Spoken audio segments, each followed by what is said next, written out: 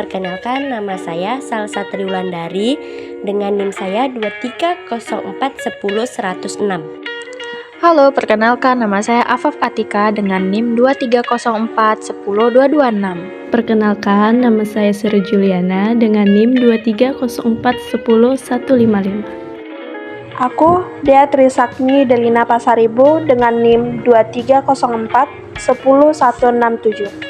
Perkenalkan, nama kakak Bahagia Fitri Ningsi dengan NIM 2304 10146.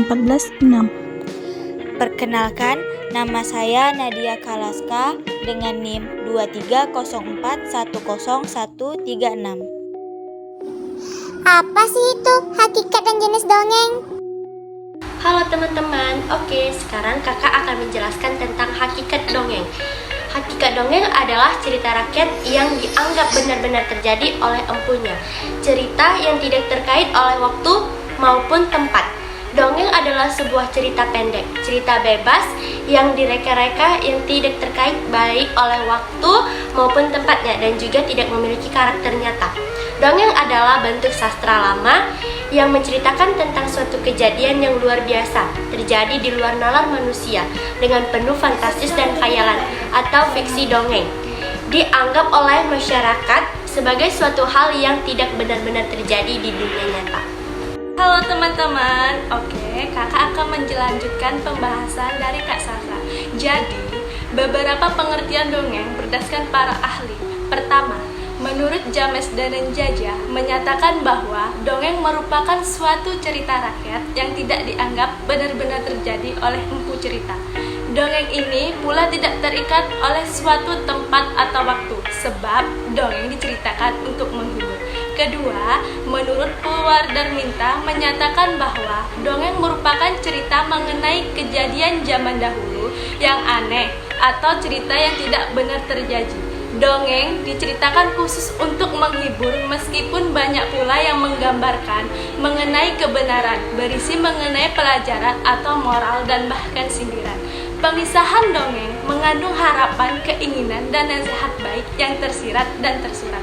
Ketiga, Charles Perrault menyatakan bahwa dongeng merupakan suatu cerita pendek tentang petualangan khayalan dengan situasi dan tokoh gaib dan luar biasa. Dalam dongeng, terdapat pesan moral yang disampaikan melalui cerita dan memiliki fungsi sebagai alat pendidikan, pelipur lara, protes sosial, dan proyeksi akan keinginan yang terpendam. Dongeng juga dapat memberikan hiburan dan meningkatkan kecerdasan, pendengaran, moral, dan sejarah pada anak-anak. Selain itu, dongeng juga dapat digunakan sebagai sarana untuk mengkritik atau menyindir suatu keadaan atau perilaku. Halo teman-teman, kakak akan melanjutkan pembahasan dari kakak Sri. Selanjutnya jenis-jenis dongeng. Terdapat dua jenis dongeng, yaitu dongeng klasik dan modern. Dongeng klasik adalah dongeng yang telah muncul sejak zaman dahulu yang telah mewarisi secara turun-menurun lewat tradisi lisan. Dongeng modern memiliki unsur-unsur keindahan, antara lain dicapai lewat kemenarikan cerita, penokohan, pengaliran, dan skill. Selain itu, ada beberapa macam jenis dongeng, yaitu yang pertama, fabel atau dongeng binatang. Fabel adalah cerita dongeng yang tokoh utamanya binatang.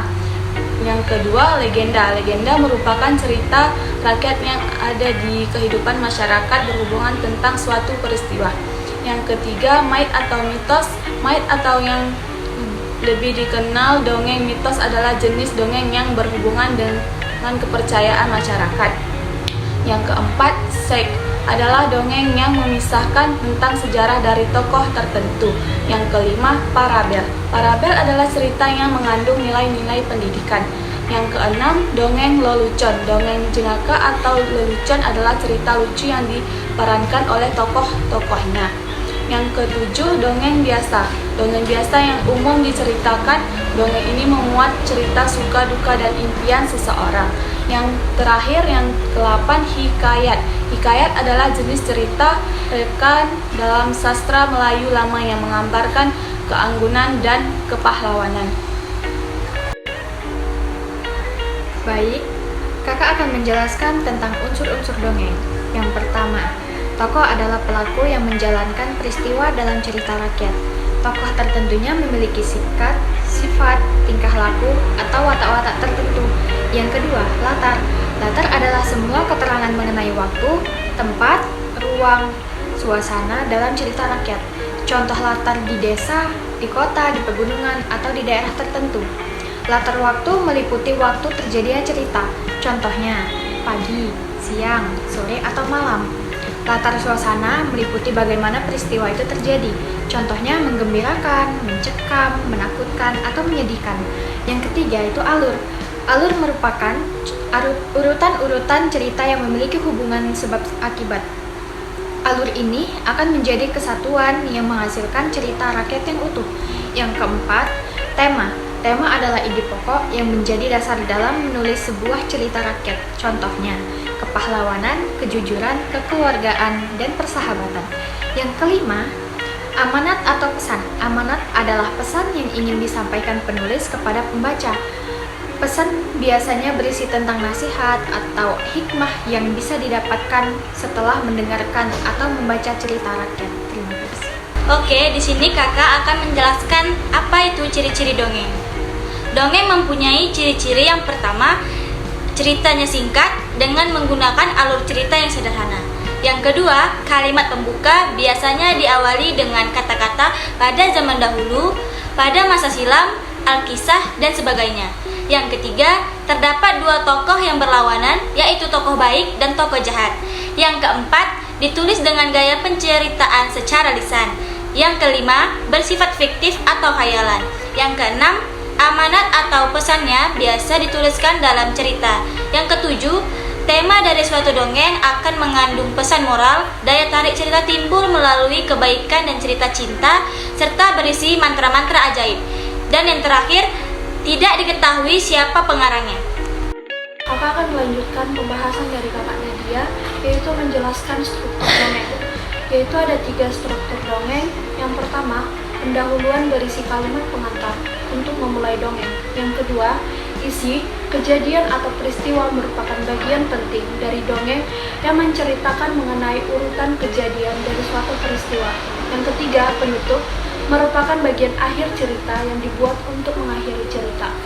Nah, kesimpulannya yaitu dongeng adalah jenis cerita rakyat yang tidak benar-benar terjadi dan tidak terikat oleh waktu dan tempat. Tema, latar, alur, tokoh, penokohan, sudut pandang, majas, dan amanat adalah beberapa unsur intrinsik dongeng yang saling melengkapi.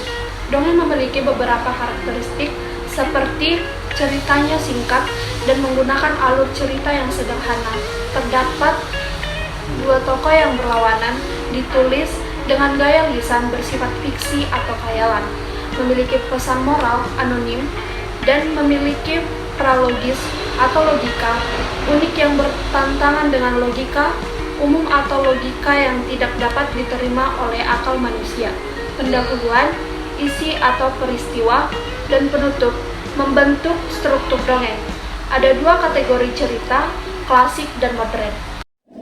Sekian penjelasan dari kami dan sampai jumpa.